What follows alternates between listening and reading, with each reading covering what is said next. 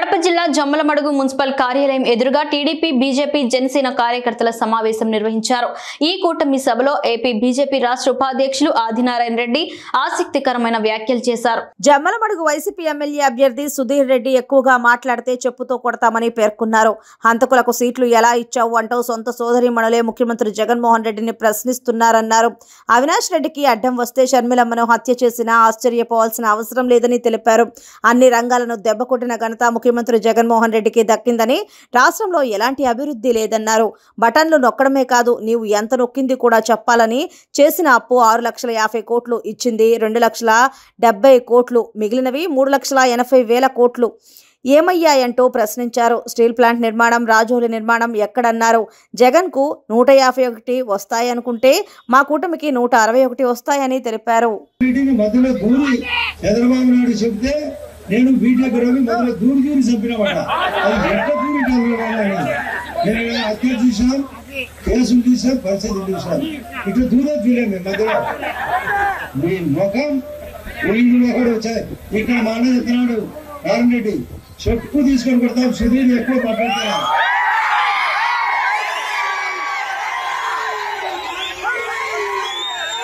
సిగ్గులా మీకు అవినాష్, నీకు సిగ్గులా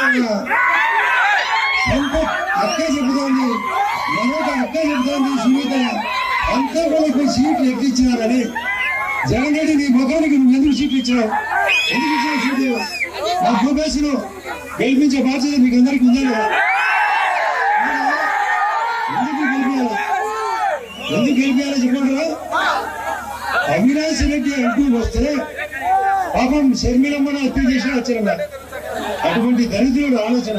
పాపం లేడీస్ మొత్తుకుంటూ రారు, ఇంకొద్ది పెద్దలు చూసా స్టార్టింగ్ లో ఇటువంటి క్యారెక్టర్ అవసరమా? ఏంటి?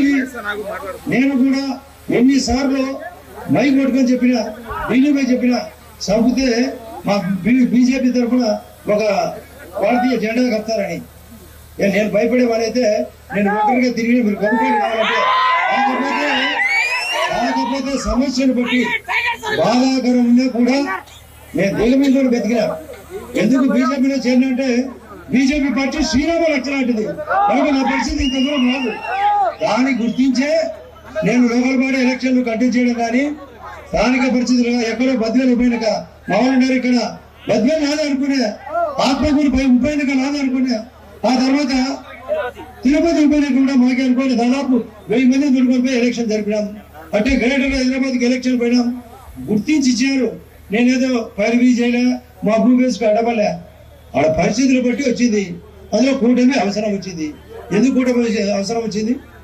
ఇక్కడ పరిస్థితి పాపం ప్రెస్ వాళ్ళను దెబ్బ కొట్టాడు, ప్రతిపక్షాలను దెబ్బ కొట్టాడు, ప్రజలను దెబ్బ కొట్టాడు, ఉద్యోగస్తులను దెబ్బ కొట్టాడు, రైతులను దెబ్బ కొట్టాడు, చేనేతలను దెబ్బ కొట్టాడు, మత్స్య కార్మికులను దెబ్బ కొట్టాడు, భవన కార్మికులను కొట్టాడు, కాంట్రాక్టర్లను దెబ్బ కొట్టాడు, రియల్ ఎస్టేట్ వాళ్ళని దెబ్బ కొట్టాడు। దెబ్బ కొట్టేది ఏంది? ఏదో బటన్ నొక్కాడు, బటన్ నొక్కాడు, నీ బటన్ మేము డబల్ బటన్ నొక్కుతాం।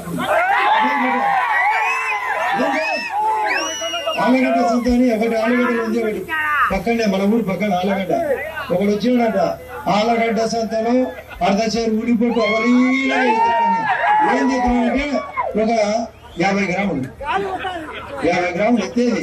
నేను నొక్కినా చెప్పలేదు, నొక్కాడు।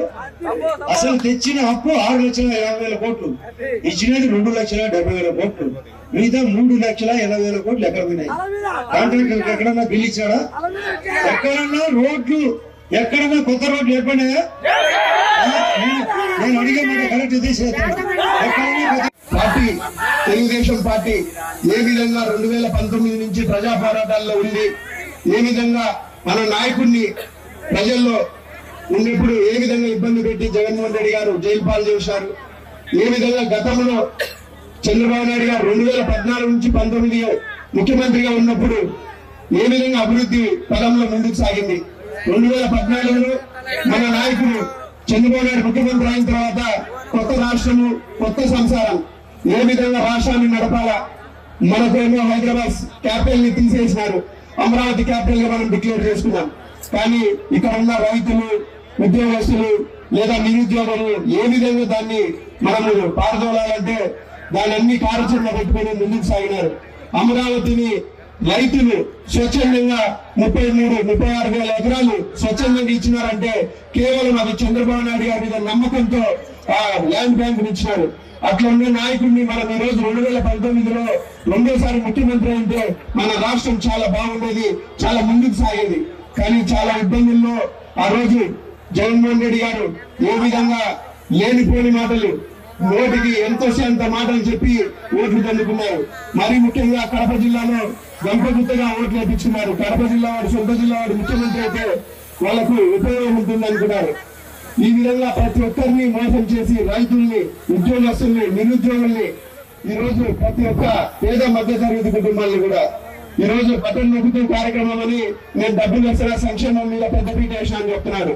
ఒక సైడ్ సంక్షేమం అంటూనే ఇంకొక సైడ్ కరెంట్ ఛార్జీలు, బస్ ఛార్జీలు, పెట్రోల్ డీజిల్ రేట్లు పక్క రాష్ట్రాలతో పోల్చుకుంటే మన రాష్ట్రంలో చాలా ఎక్కువగా ఉన్నాయి. ఈ విధంగా మనం ప్రతి విషయంలో ఈ రోజు జగన్మోహన్ రెడ్డి గారు వైసీపీ ప్రభుత్వం ఫెయిల్యూర్ అయిపోయింది. కాబట్టి మనం రాష్ట్రం బాగుండాలన్నా, మన రాష్ట్రంలో ఉన్న ప్రజలు బాగుండాలన్నా, మన నిరుద్యోగులకు ఉద్యోగ అవకాశాలు రావాలన్నా, రైతులు బాగుండాలన్నా ఖచ్చితంగా మళ్ళా చంద్రబాబు నాయుడు గారు ముఖ్యమంత్రి అయితేనే మనందరికీ మంచి రోజులు వస్తాయని కూడా సభాముఖంగా తెలియజేస్తున్నాను. ఈరోజు ఉమ్మడి అభ్యర్థిగా, కడప పార్లమెంట్ అభ్యర్థిగా నన్ను చంద్రబాబు నాయుడు గారు ఆశీర్వదించి మీ అందరి ముందుకు పంపించడం జరిగింది.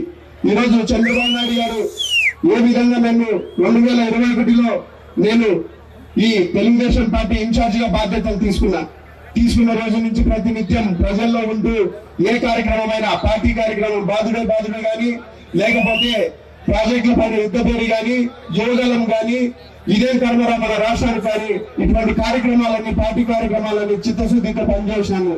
కానీ మనకు ఉమ్మడి ఎన్డీఏలో కూటమిలో భాగంగా ఈ జమ్లవాడుగు సీటు మనం బీజేపీ కేటాయించడం జరిగింది మా చిన్నాన్నకు. కాబట్టి భూపేష్ తెలుగుదేశం పార్టీ క్యాడర్ ఎక్కడ నిరుత్సాహపడకూడదని చెప్పి ఎంపీగా అభ్యర్థిగా నన్ను పంపించడం జరిగింది.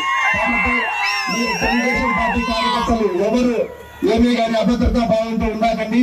ఖచ్చితంగా నేను మీ అందరికీ అన్ని వేళలా అండదండగా ఉంటానని మళ్ళా ఒకసారి చెప్తున్నాను మీ అందరికీ. ఈరోజు అట్లనే ఈరోజు అభివృద్ధి అంటే ఆది అంటే అభివృద్ధి. మీరందరూ తెలిసిన విషయంలో 2004 నుంచి 19 వరకు ఏ విధంగా అభివృద్ధి పనులు గాని, సిమెంట్ రోడ్లు గాని, పంచాయతీరాజ్ రోడ్లు గాని, సబ్స్టేషన్లు గాని, మా ట్రస్ట్ కింద కుటుంబ మిషన్లు గాని, గ్యాస్ కనెక్షన్లు గాని, ఏదైనా ట్రైనింగ్ ప్రోగ్రామ్స్ కానీ ఇటువంటి కార్యక్రమాలన్నీ నేను చేసిన కుటుంబం నుంచి మళ్ళా నేను కూడా ఎంపీ అభ్యర్థిగా పోటీ చేస్తున్నాను. కాబట్టి మీరందరూ